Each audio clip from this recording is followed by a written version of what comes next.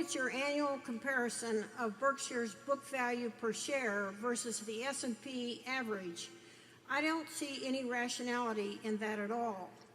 What is the logic of comparing a stock market index against the rise in an operating company's book value? And an operating company is predominantly what Berkshire is these days. So why do you annually make this irrational comparison? Let me answer that one. Okay. The answer is you're totally right. Yeah. And we do that because Warren wants to make it eccentrically difficult for himself. So if you don't understand people who like to wear hair shirts, you'll never figure out why anybody would do such a thing. It's a ridiculous way to make a comparison, but it makes it hard for Warren to look good, and he likes to climb mountains that are difficult. But it's insane, you're right.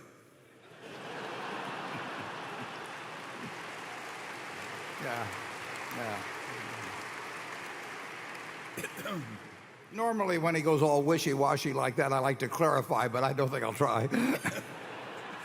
The multiple with this car was actually determined precisely on the basis of which the original purchase was made. In other words, when we made the deal in 2006, we took multiples of earnings and allowed for cash and a few things. But and then we took that formula and we stuck that in as both a put and call option for the family or Berkshire. They had the put, we had the call, and we stuck that in to govern things for between now and Judgment Day, and so that there's no variation from the original formula. We would never, shouldn't say never, but our style would not be ever to call that from the family, even though we had the right to do it. The put and call were at the same price, or following the same formula. But the family elected to put it to us, but they put it to us exactly on the same basis as what was involved in the original purchase of the 80%. The Marmon deal is entirely different. The Marmon deal was an installment sale, and in effect, to make the deal and buy the originals turned out to be 64%. We intended it to be 60, but gave them the option to do more.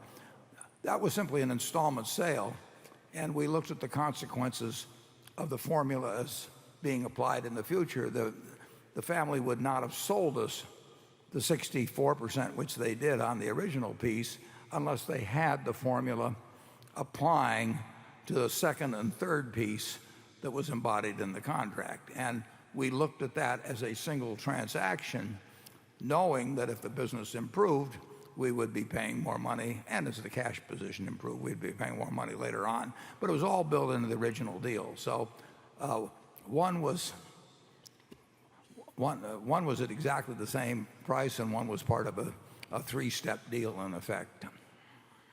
Charlie? But the price went up because the value went up. Yeah, but it was, and because it was built into. Yeah, and we'd agreed to we'd pay value. In both cases, I should say too, both with the Pritzker family at Marmon and with the Wertheimer family at Ishkar, it couldn't have been.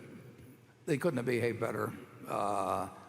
Or the feelings are entirely good. Everybody felt good about the transaction, the initial transaction and the subsequent transaction. So it pays to have deals in which people feel good when they One thing that happened there is that we got just an enormous respect for the intelligence of those two families.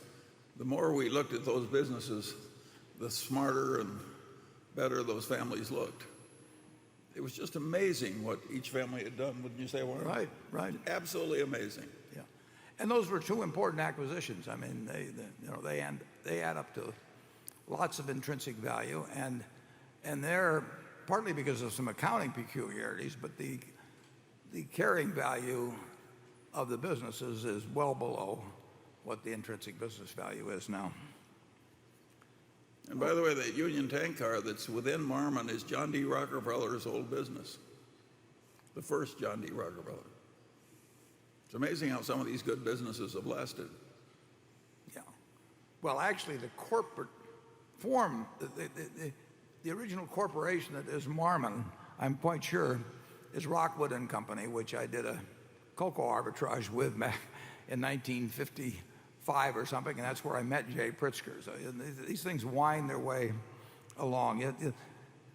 One thing you learn in life, but also learn particularly in business, is that you're going to meet a lot of people and entities and experiences in the future that you may have thought were one-stop